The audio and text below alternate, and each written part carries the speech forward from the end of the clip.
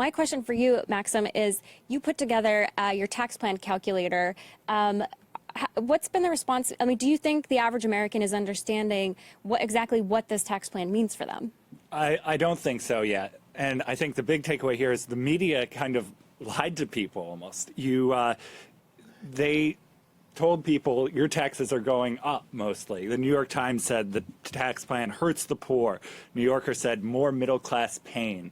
But then the reality is, according to the Brookings Institution, not conservative, 80% of Americans are getting tax cuts. Just 5% are getting tax increases. Taxplancalculator.com will tell you exactly where you stand on it. I went to that last night, and I'm actually getting a break from this. But let me ask you, is that not just a short-term thing?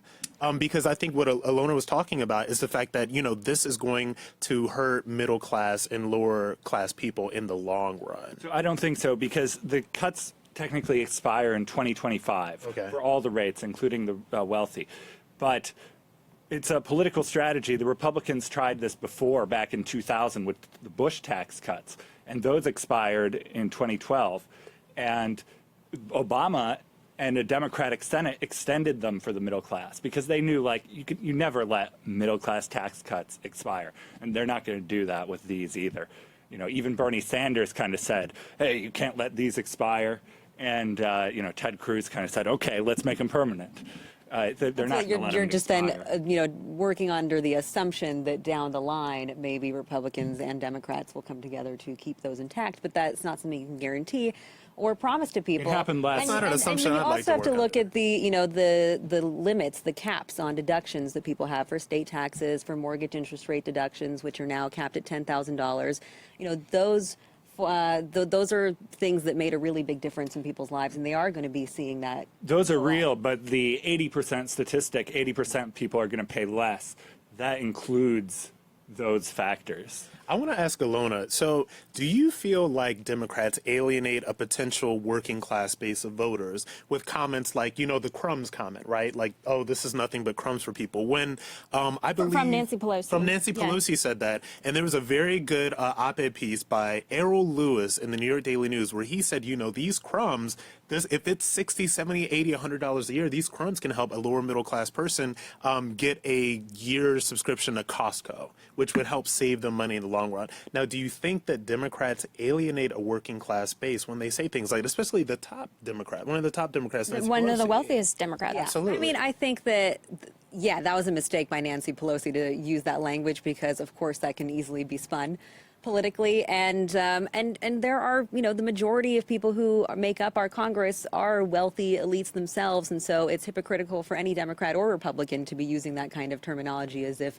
you know, they're casting the first stone or calling the kettle black when it comes to, you know, calling someone else elite. But the issue with the bonuses is I do think we have to speak honestly about how there is a little bit of gimmickry involved there, right? Because out of the firms that have given bonuses, over half of them haven't actually raised wages. So those bonuses are a one-time thing, and that's an easy thing for companies to say, oh, look, this is tied to the tax plan. This is us being benevolent to our workers and giving out these bonuses. But again, that's not a permanent wage increase. Also, you look at companies like Home Depot, like Lowe's, like Walmart.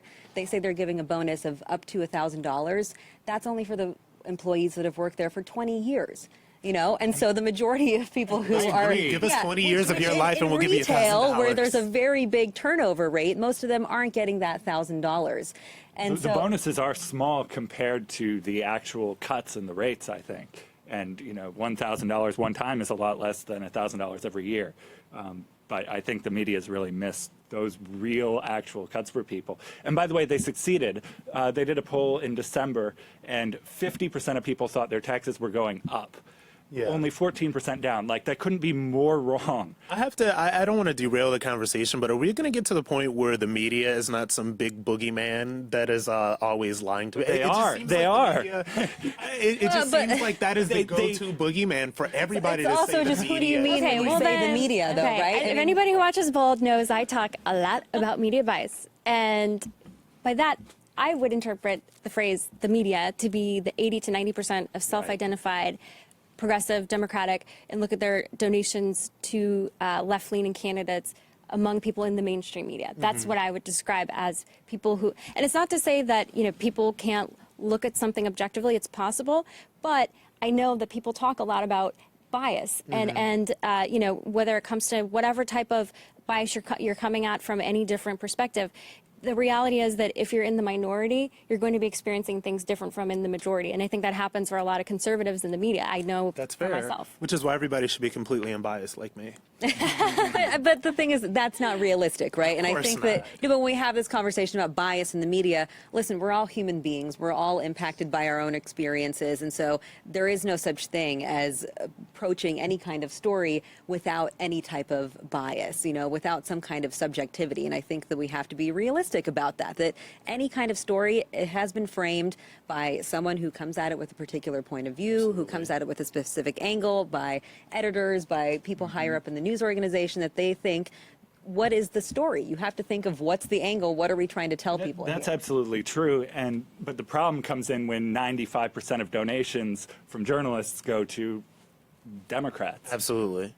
But the thing about it is, and I have to say, Maxim, we're obviously coming from this from two different directions, but I like the text plan calculator. Oh, thank you. I mean, it really did. It helped me. It just made things very, and we talked about this before I came here today. Now, I'm the working man. I'm the everyday man when it comes to this stuff. And it really helped me understand what was going on a little bit more. So I think that's Maxim, a really good tool. I want to put you on the spot, Maxim, as someone coming from the right and looking at, the budget that President Trump just proposed, which even if you, put in the most generous assumptions with the tax plan in terms of growth trajectory, isn't this a problem what he's proposing? I know, like Senator Rand Paul has said, it's great that we're conservative, but only when we're in the minority. So it's pretty meaningless now if we're going to propose budgets like this. Isn't this a problem? Right. Trump's budget is not fiscally conservative, so that's just a fact. They're calling for increasing more spending, mostly on military and infrastructure. They have a bunch of other welfare cuts, but they don't make up for it. The one thing they do, they say, 8 years from now, we'll cut the budget. They'll gradually cut it each year, but it's like a smoker saying, next week I'll give it up. No, I mean, that's a very good point, right? Because during the Obama years, it was nothing but freaking out about the debt ceiling, freaking out about the deficit, and now we see that all of that is a complete sham. But also, when you pair that with the tax cuts, you can't have it both ways. If you do care about running up a deficit, you can't increase government spending and at the same time enact huge tax cuts across the board that are going to put an extra, $1.5 trillion to the deficit just now. So I think that there is a lot of kind of political, the political facade is up for the Republicans in the way that it they're makes acting now. sense for them because it's kind of the starve the beast approach, and Rand Paul kind of specifically endorses it. The tax cuts, maybe they add a little to the deficit, but that just means someday down the road you're going to have to cut spending. Right, but again, as you pointed out, and I think correctly, what the president is trying to do here is add more money to the defense budget. We already spend over $700 billion a year on it. We don't need to do that. In the meantime, we're cutting hundreds of millions of dollars from the SNAP program, which are people who get $1.40 per person per meal extra when it comes to assistance. So, when you talk about crumbs, that's the stuff. Well, that I think that is another topic because the sign of success of a country is how many people you can get into work and not on welfare, in my opinion. But you have to come back and we'll talk about that, Alyona. Okay, I'd love to talk about that. Alyona, Maxim, thank you so much. Thank you for having me. So much.